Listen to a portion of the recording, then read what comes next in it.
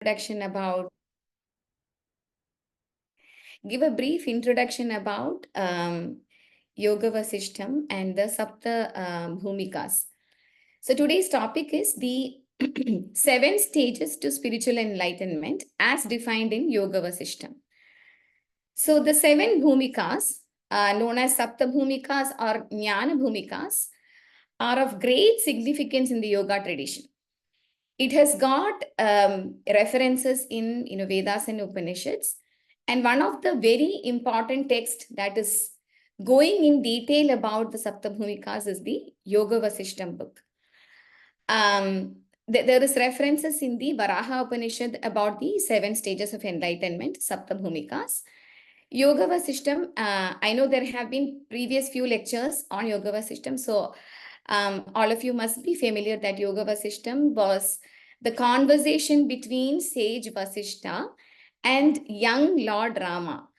When young Lord Rama comes and says that, okay, I don't have any attachment to the worldly things, and he wanted to know about the spiritual path, that's when this conversation happens between sage Vasishta and Lord Rama.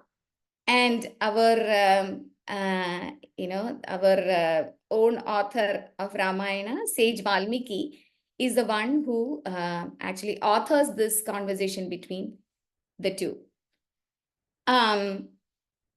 We all know that, as part of Ashtanga Yoga, Sage Patanjali has already, defined the 8 limbs of yoga. And the ultimate goal of yoga is samadhi, or the self-realization. That is what the aim of or the goal of yoga is. And there have been different paths defined for spiritual journey of any aspirant. There are different paths defined, mainly the Bhakti Yoga, Karma Yoga, and Jnana Yoga. Whichever path you choose, ultimately, for self-realization, we have to get into the Jnana Yoga path. That is inevitable. You have to get into the knowledge path. And Yoga Vasishtam is a great, great treasure in the Jnana Yoga path. And it is completely rooted in the philosophy of Advaita, the non-dualistic philosophy. We will also be seeing how yoga, the Sapta Bhumikas has the reference to the 4 levels of consciousness, Jagrat, Swapna, Sushupti, and Turiya. So we will be having references to that as well, as we go through that. Please be with me. It is a little intense topic that, as I mentioned, we can make it interactive. If there are any questions, if you have any points to add, I would definitely welcome that. Okay, so let us start with the presentation.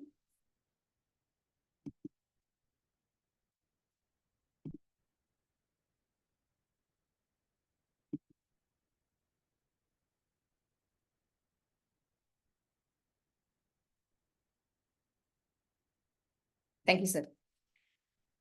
So Yoga Vasishtam, as we all know, it's a extraordinary text in the path of Jnana Yoga. And it is, anybody who comes or starts reading it, it's going to induce an inner transformation. They call it the metamorphosis. Just like how a caterpillar turns into butterfly, right? The metamorphosis process. Similarly, there is blossoming of that inner wisdom. Once we start, reading Yoga Vasishtam, it is definitely a scripture in a different level. Sage Vasishta is the conversation that happens between Sage Vasishta and Sri Rama. And at least to my knowledge, I think it's a very, very huge text. I have not, in my limited knowledge, I have not seen any big text which is consisting of 32,000 verses, which is 64,000 lines. So we are, so very blessed to have these kind of scriptures in front of us to learn and improve our spiritual knowledge. So Yoga Vasishtam, it consists of 6 sections. They call it Prakaranas. Vairagya Prakarana is on indifference to worldly things. Mumukshu Prakarana on longing after realization, Utpatti Prakarana on the origin, Sthiti Prakarana on sustenance, Upasana Prakarana on quiescence, which is tranquility, or the or the theory of silence, and Nirvana on the ultimate divine merger. So these are the 6 sections that is defined in the Yoga Vasishta. And the Sapta Bhumikas comes in the last section, the Nirvana Prakarana. So the 7 stages of wisdom, it is like a framework that is provided for any spiritual aspirant. So as we are all in a spiritual journey together, and we are all at different levels in our spiritual journey. So think of this, the Sapta Bhumika, the 7 stages as a framework. Imagine that you are, you're going to an unknown place. Let's say you're going on a trail or a hike, which is an unknown place, and you don't know the landscape. So a map in your hand, it's a guide for you to navigate through the place. Just like that, anybody on spiritual journey, this can be equated to a map that is given to us to understand and imbibe and inculcate the different understanding of the different stages of the enlightenment, the 7 stages of enlightenment. And the beauty is there is a lot of at every stage there is a lot of wisdom gained, and that is what is leading to the next stage. So unless and until an aspirant is completely perfect in that stage, they cannot move on to the next stage. So it is like climbing the building from one floor to another. So you have to finish the first floor and then you go to the next floor. So that is how it is defined. The 7 stages are defined in the Yoga Vasishta. And what is important in the spiritual journey? 3 things: patience, discipline, and commitment. And it is a lifelong journey. It is not like a course that we finish in 3 years or 4 years. It is a lifelong journey. And it is not only mastering over, the physical senses, but it is also pranayama. It is about the inner stillness. It is about dharana, dhyana, samadhi. It is the last final stages that is defined in Ashtanga Yoga. That is what is very, very important in the Sapta Bhumika, all the 7 stages of Sapta Bhumika. Now, moving on, what are the 7 stages? So first, we will go over the list of all the 7 stages, and then we will delve deeper into what each stage entails. So the very first stage is called Subhecha. Shubha Icha. That's what, if you break that word, it is Shubha Icha, as Vijay sir always talks about the etymology, right? The root word. So it is Shubha Icha. So Shubha, all of us know, means auspiciousness or noble. Icha means desire or aspirations. So at this stage, the yoga aspirant is, makes a resolve to have the noble thoughts. And what is a noble thought? The noble thought or the auspicious aspiration is to know the supreme consciousness, the unique consciousness. That is the first thing that is defined as the Sapta Bhumika's stage, first stage, where the desire is there to get into the self-realization, understand the self-realization. And this is with anything else. I think all of us can relate to this, right? The first thing, whether you want to learn yoga or you want to learn, any other art or anything, the first thing is that intention. Once that intention is there, then the path opens up for us. So same way here as well, the first thing is the intention, the noble intentions. Second thing is the Vicharana stage. Vicharana is self-inquiry. Now the aspirant is ready to really make strides in his or her journey by asking the question, seeking out for the guidance from an eminent guru or scholars or scriptures. That is what happens in the second stage, which we call it as a Vicharana stage. Third thing, what happens is, once the Vicharana begins, the self-inquiry begins, Then you start acquiring the knowledge, and through that they enter into the third stage called Tanu Manasi, where the mind becomes thin like a thread. The weakening of the ego and the mind happens. So that is the third stage. Fourth stage is a very transformational phase in the seventh stage, because at this point the self-realization is attained, and the person is now a jnani. He's already attained that self-realization. And the future stages are all enhancement of this stage. Then he moves into Asam Sakti, where there is total detachment. Then the Padartha Abhavana, where there is non-perception of objects. And finally is the Turiya stage, which is the ultimate form of self-realization. So these are the 7 steps as defined in Yoga Vasishta. Any questions or anything anybody would like to add? Okay. Sorry, because you were saying something. Good. Okay. Yeah. So every stage, the person, the aspirant is given a name. We will go through it as we go through each of the stages. So the first stage, as I explained, is Shubha Icha, the noble aspirations. At this time, the sadhaka feels that I have to be free from the samsara. I want to understand, what that ultimate consciousness is. And then they start differentiating between what is permanent and what is permanent. There is generally a dislike for all the, worldly pleasures. And, they go through the sadhana chatushtaya, the viveka, vairagya, mumukshatva, and shat sampati. So they go through all of this, and they are ready to get into the Jnana Yoga path. They are embarking on the Jnana Yoga journey. So this person, is called a Bhumikavan in Yoga Vasishta. The person in the first stage, the Shubha Icha, is called a Bhumikavan. And, he's also called Arya. As he proceeds through this, he's also called Arya. So the Bhumikavan is the term used to describe people who are in the very first stage of Yoga Vasishta. Now comes Vicharana. So now the intention is there. Now the aspirant starts seeking out the knowledge from an eminent guru, to understand the Atma Jnana Shastras. So now he has already developed the, indifference and the detachment from the, worldly objects.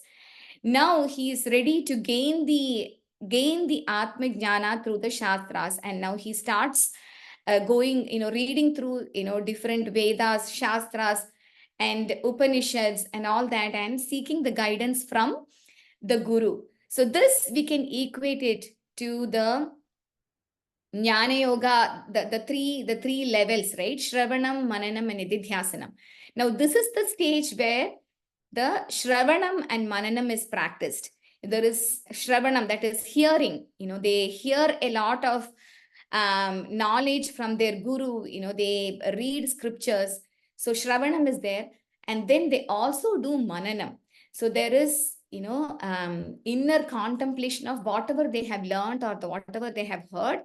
There is inner contemplation happening, the meditation happening. And that is how they start absorbing whatever they have learned and asking and questioning on the things that they have learned to find the answers. So there is Shravanam and Mananam practiced at this stage, in the Vicharana stage. Here the discrimination, the Viveka comes, to separate between real and unreal. And then they also do a lot of the the latter part of the Ashtanga Yoga, Dharana, Dhyana, meditation. All this comes in this Vicharana stage. And there is a beautiful shloka that that is in Yoga Vasishtam, which says, which gives an example. Just like how a snake is discarding the worn out skin, At this stage, the aspirant is casting away all the ignorance, all the the beliefs that he had before getting into this vicharana, all the worldly pleasures, everything is given up at this stage, and there is a clear distinguish between what is real and unreal.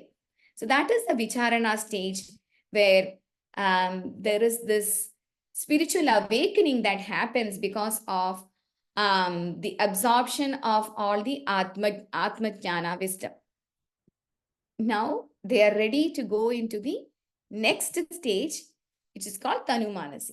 Now there is a lot of knowledge that is already acquired. Now they are going into a stage where the mind is becoming thinner and thinner. So Tanu means thread. So the manas, the mind becomes like a thin thread because there is complete detachment from all the worldly objects. They are free of all the attractions, and they are also called asanga bhavana because there is indifference, to all the worldly objects. So it is also said that, if somebody is leaving the body, physical body at this stage, then they straight away go to heaven and they reincarnate on earth as a jnani. Now, at this stage, the aspirant is started to practice the nitidhyasana. That is the third stage defined in the Jnana Yoga. After smaranam, maranam, now there is nitidhyasana where he is fully immersed in the Atma Dhyana. So that is what is happening in the Tanu Manasi stage. Again, he's completely unattached. The analogy given here is the jnana is slowly settling down, and just like the rising of the full moon, the aspirant is now slowly getting into that that next level of spiritual awakening.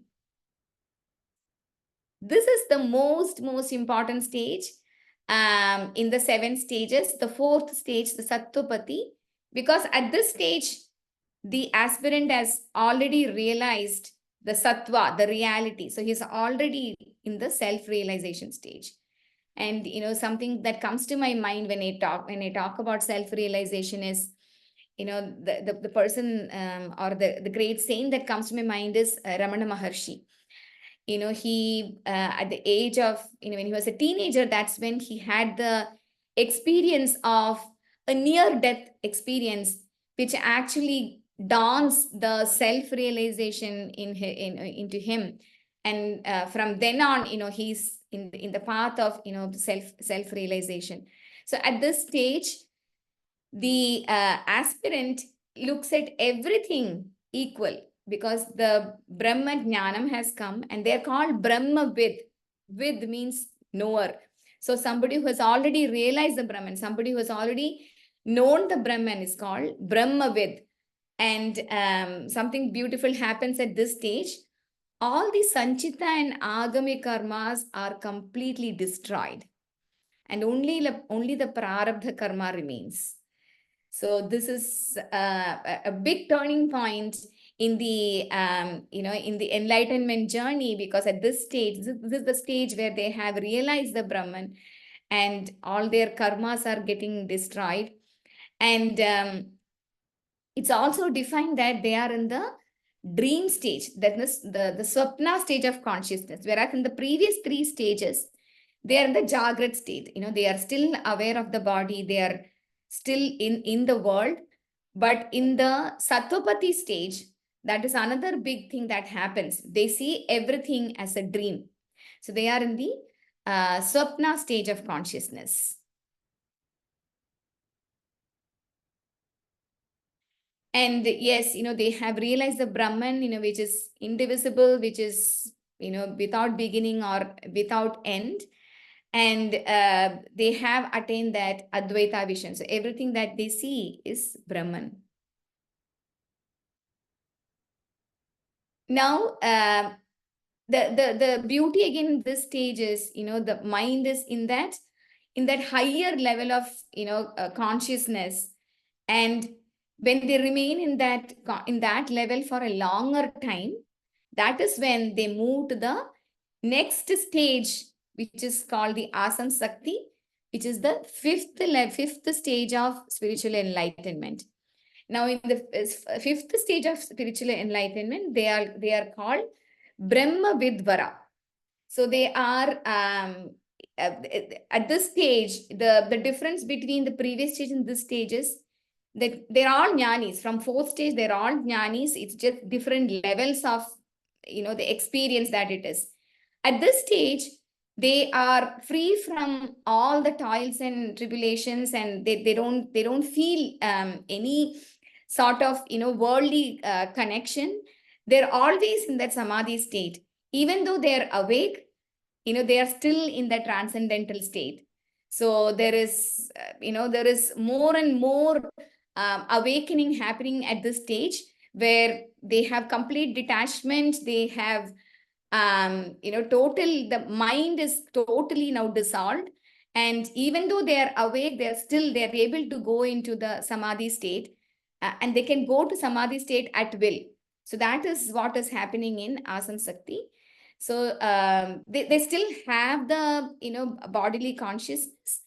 So in Brahma Vidvara, that is the thing, they still have the body consciousness, but they see everything around them as one and only Brahman. And also that they can move into the samadhi state at will. So that is what is the Asam Sakti stage. And they go into samadhi, but they can be woken up at that state without any difficulty. But they're always enjoying the bliss of that Brahman experience. So I am reminded of I read one of the stories that I would like to share with you. This is about Turyananda, who is a great disciple of Ramakrishna Paramahamsa. So when we talk about, maybe at this stage, for all of us, maybe it is difficult to grasp like what is happening at this stage, but these kind of experiences that is shared by these big yogis and jnanis, it helps us understand what that stage looks like. So Swami Turyananda, he once had some sort of a problem on his arm, and the doctors said that they have to do surgery, but he was completely detached of his body, that he did not even realize the pain. But doctors diagnosed that they have to do a surgery. And he was not at all interested. But then Mother Sharada, she asked him to take care of his body and go for the surgery. And guess what? They did the surgery without anesthesia. That is the level of detachment that they had, that they couldn't even find the pleasure or pain. That is one example for us to understand what that stage actually means. And similar thing happened with Ramana Maharshi as well. He also developed a tumor in one of his arms. And doctors were constantly worried that it could affect his health. And there came a stage where they said they have to amputate the arm. That is, they have to cut off the arm. That is what they said. But it was very, very surprising for all the devotees who came to him, and all the people who were seeing him in that condition. He never expressed the pain or anything that he's undergoing. His eyes were always shining. The jnana, the inner jnana was it was coming out on his face. And he never complained about the pain, or it showed on his face. That is the level of spiritual awakening all these yoga the yogis and the great saints had. I just wanted to share that with all of you, just for us to relate to what that state could actually mean. Yeah, so at this stage there is complete non-duality. And they move from the Swapna stage into the Sushupti stage. So the 4 levels of consciousness, Jagrat, Swapna, Sushupti. So now they are the Sushupti stage, where they are in deep sleep, completely established in that blissful state of that Advaita experience. They experience joy all the time because they see everything as Brahman around them. And this state is also called Sahaja Samadhi. Yeah, because they don't have any attachment towards the worldly pleasures, everything is the same. Sukha, dukkha, there is no distinction between those two. And, the examples of Swami Turiyananda and Ramana Maharshi are, great for us to remember. Now they are getting into the next state called Padartha Abhavana. So Padartha means objects. Abhavana means non-cognition, or there is no sense of objects. There is absolutely no, they don't even realize that there are objects. That is that is again the Advaita thing, right? There is the subject and the object, it just dissolves into one. So there is completely non-cognition of objects, and there is no sense of doership. They're moving about their task, but there is no sense of doership. The main difference between, and they are called Brahma Vidvarya. That is the term given to the people in this stage. From Brahmavid, they moved to Brahmavid Vara, and now they are in the Brahmavid Varya. The difference between the previous stage and this stage is, in the previous stage, the jnani is still able to, come out of their samadhi, although, they are in that, sushupti stage, and they are, aware of the body. Now, at this stage, there is no awareness of the body. Somebody has to come and wake them up to come out of that samadhi stage. And, they also, in this text also describes that they are so much, in disconnection with the body, that even if you beat them or do anything to their physical body, they are not aware of it. So somebody has to literally shake them up, to come out of that stage. That is the biggest difference between the previous stage and this stage, and they call Brahmavid Varya. And at this stage, all the vasanas are destroyed, and they get into the Turiya state of consciousness, which is very difficult to explain in words. I think it's only an experiential thing. You can only experience it. It's very difficult to explain what that Turiya state means. So yeah, this state, even though their eyes are open, they are not seeing what a normal person would see, because they are simply without thoughts. They're just acting, but there is no sense of doership, because the duality sense is completely gone. So we